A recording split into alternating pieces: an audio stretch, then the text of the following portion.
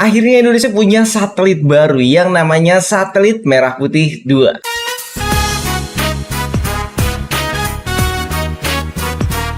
Assalamualaikum Sobat SPD. Akhirnya Indonesia sudah punya satelit baru lagi yang baru aja kemarin diluncurkan ya. Jadi kalau Sobat tahu, dahulu biasanya satelit Telkom itu selalu berdampingan dengan Palapa. Makanya disebut Palapa Telkom atau Palkom dulu nyebutnya. Terus berjalan beberapa tahun ini satelitnya itu cuma satu, kayak zaman dahulu kala di mana memang satelit Indonesia itu cuma punya satu ya. Jadi semua sistem penyiaran ada di satu satelit tersebut. Enaknya ya parabola yang C-band gitu hanya butuh satu LNB.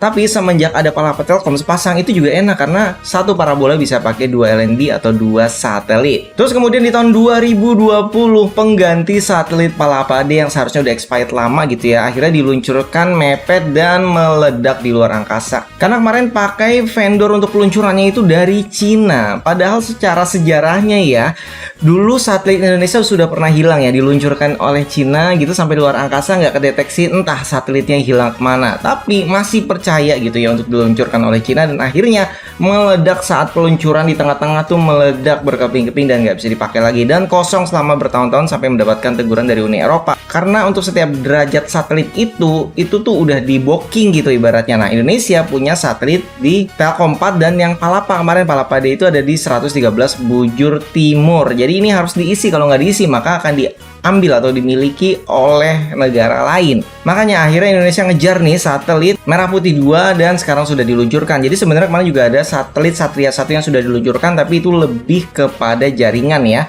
lebih ke broadband internet gitu untuk daerah terpencil 3T. Mungkin bagi sobat yang belum tahu artinya daerah 3T adalah daerah yang tergolong dalam daerah tertinggal, terdepan dan terluar. Untuk detailnya silahkan cek Google ya. Jadi kemarin satelit Merah Putih 2 itu diluncurkan melalui Cape Canaveral, Florida, AS. Pada pukul 15:11 waktu setempat atau hari Rabu tanggal 21 bulan Februari pukul 03:11 waktu Indonesia Barat. Jadi menjelang subuh kalau di Indonesia ya. Kalau misalnya mau nonton streaming itu ada di SpaceX, YouTube-nya Elon Musk. Karena untuk peluncuran kali ini Indonesia menurut saya memilih vendor yang tepat ya untuk ngurus satelitnya gitu untuk peluncurannya, yaitu menggunakan kendaraan peluncur satelit roket Falcon 9 milik SpaceX yang dimiliki oleh Elon Musk. Jadi ini roketnya selain murah biaya peluncurannya. Kenapa bisa murah? Karena untuk roketnya setelah diluncurkan itu roketnya bisa pulang sendiri dan bisa berdiri lagi di tempat targetnya, tempat rumahnya gitu ya. Itu keren banget. Jadi roket yang bisa digunakan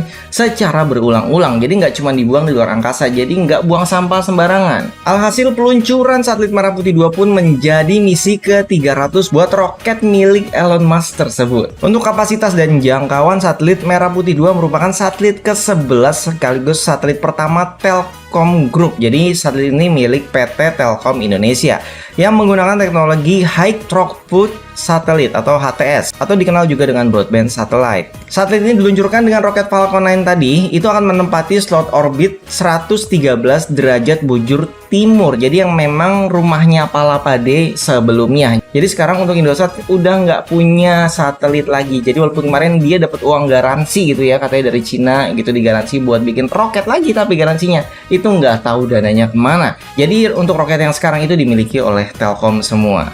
Untuk kapasitas satelit Merah Putih 2 ini hingga 32 Gbps. Satelit Merah Putih 2 juga membawa transponder aktif frekuensi C-band dan Ku-band yang akan menjangkau seluruh area di Indonesia. Yang pasti untuk satelit Merah Putih 2 ini akan tahan cuaca. Karena apa? Karena menggunakan teknologi C-band tadi. Jadi kalau misalkan nanti kalian pakainya yang Ku-band, mungkin ada yang sewa gitu ya, provider langganan baru kali aja ada di situ. Itu tetap aja yang Ku-band nggak tahan cuaca. Jadi yang tahan cuaca hanyalah yang C-band. Ya mudah-mudahan nanti ada pesaing baru nih provider yang menggunakan satelit C-band juga gitu. Jadi lebih banyak pilihan, lebih banyak hiburannya juga. Kemudian satelit Merah Putih 2 juga membawa 3 misi. Yang pertama meningkatkan ketahanan infrastruktur digital nasional untuk mendukung pemerataan konektivitas di seluruh Indonesia. Yang kedua, mengamankan dan mempertahankan slot orbit Indonesia di 113 bujur timur. Jadi ini yang paling penting supaya orbitnya tuh gak diambil oleh negara lain. Ketiga, memperkuat portofolio bisnis satelit melalui peningkatan kapasitas internal dari 10 Gbps yang selama ini sudah ada di satelit Telkom 3S dan satelit Merah Putih yang di Telkom 4 sekarang ya disebutnya ya. Sehingga sekarang menjadi totalnya itu 42,4 Gbps. Dan untuk sasaran pelanggan dari satelit Merah Putih 2, saat ini satelit Merah Putih 2 sudah direncanakan akan siap beroperasi pada April dan akan dimanfaatkan untuk membantu pemerataan digital di Indonesia. Karena nanti setelah meluncur ya, kemarin kan sudah meluncur, itu perkiraan sampai di orbitnya itu sekitar tanggal 3 Maret dan nanti diuji coba sekitar 3-4 minggu. Jadi ya setidaknya bulan April ya baru ready. Jadinya satelit Merah Putih 2 nantinya akan menyediakan layanan Black Hole berbasis satelit, mengembangkan bisnis maritim di Indonesia dan mendukung kedaulatan data dengan mengurangi kebergantungan kapasitas satelit asing. Ya karena memang di atas kita ini udah banyak banget satelit Cina, makanya kemarin satelit Indonesia yang palapa hilang itu udah diincer banget pasti orbitnya sama Cina. Kalau kalian mau tahu, di atas kita tuh ada satelit CINASAT 6A, CINASAT 6B, CINASAT 10, CINASAT 11, dan CINASAT apa lagi ya. Mungkin kalian bisa bantu saya di kolom komentar. Jadi satelit Telkom Merah Putih 2 ini ditargetkan itu supaya pelanggan utamanya itu adalah perusahaan-perusahaan besar yang ada di Indonesia. Karena potensi bisnis Black Hole yang memiliki sasaran satelit ini terproyeksi sangat positif. Hal ini terlihat dari antusiasme calon pelanggan korporat maupun operator VSAT yang ingin menggunakan layanan satelit terbaru. Oke, jadi itu tadi informasi yang bisa saya sampaikan ya. Semua berita tersebut itu saya ambil dari CNN atau linknya nanti ada di deskripsi video ini. Jangan lupa support kami dengan cara like, subscribe, dan komen. Sampai jumpa kembali. Salam sobat SVD. Wassalamualaikum warahmatullahi wabarakatuh.